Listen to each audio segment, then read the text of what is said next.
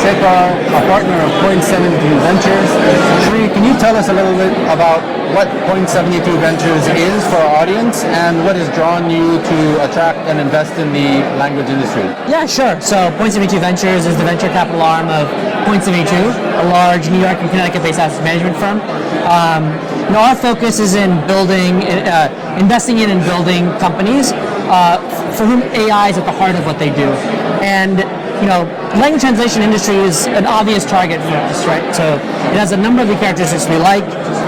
One, it's a very large industry with really awesome large customers, right? So the biggest customers in the language translation industry are big tech companies and big healthcare companies and big financial services companies, and they spend hundreds of millions of dollars a year on language translation. So that's a positive. It's a market that's growing, also positive. And perhaps most importantly, it's a task that we believe the machine learning can make a massive impact in making people more efficient and effective. And so when you combine those three things, it's a natural thing for our team at Point72 Ventures to be really looking at. Excellent. Now, you touched a little bit on technology and making companies more efficient. We've seen some adoption of neural-machine translation in the language services industry. Where do you see that in its maturity cycle? And are there any other AI-driven technologies out there that you think are particularly interesting? Yeah, I think that we're at the starting point of NMT really being adopted by this industry. And I think what you're going to see is a couple of things. One is there's going to be in the core of the industry, which is large customers who are focused on really high-quality translations. I think that NMT is really going to disrupt things and make those translators more efficient and effective, which is going to frankly, it's going to disrupt the cost structure of those high-quality translations.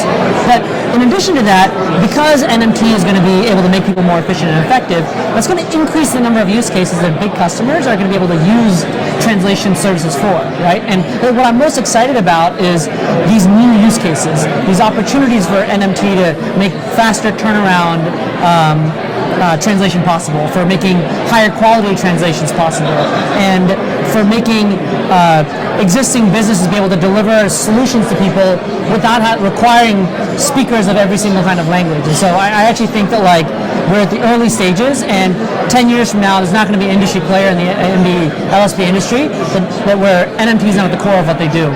Okay, so that's very encouraging to hear that there's still a lot of growth left in the traditional industry using technologies like neural-machine translation. Sure. But what about adjacent industries or segments where natural language processing and other technologies are coming into play? What trends do you see there, and sort of the productization, if you will, of that technology that you think is very encouraging? Yeah, no, I think fundamentally where machine learning is going to be most efficient and be most powerful are in industries with very large amounts of labor, right? So when deep learning became a sort of a technology tour de force and started disrupting industries, where it started was with computer vision, right? It made people the seminal thing was this ImageNet competition where technology suddenly became better than human beings at identifying objects. The whole NLP area, language processing, has always been a step behind. And over the last 2 or 3 years, what we've seen is it's largely caught up, right? In a number of different tasks,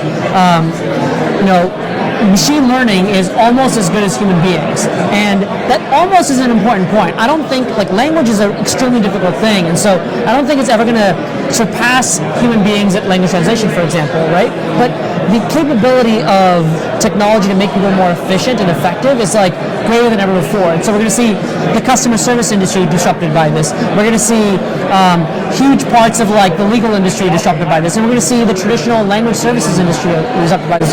Why? Because the core of all those industries is language. It's communication with words, and language, the natural language processing, is going to make it possible for everybody who works in those industries to be better at their jobs. And so I'm really looking forward to the next few years and the types of companies we'll be able to invest in those spaces. Well, certainly a lot to look forward to. Thank you very much, Shri. Of course, thanks.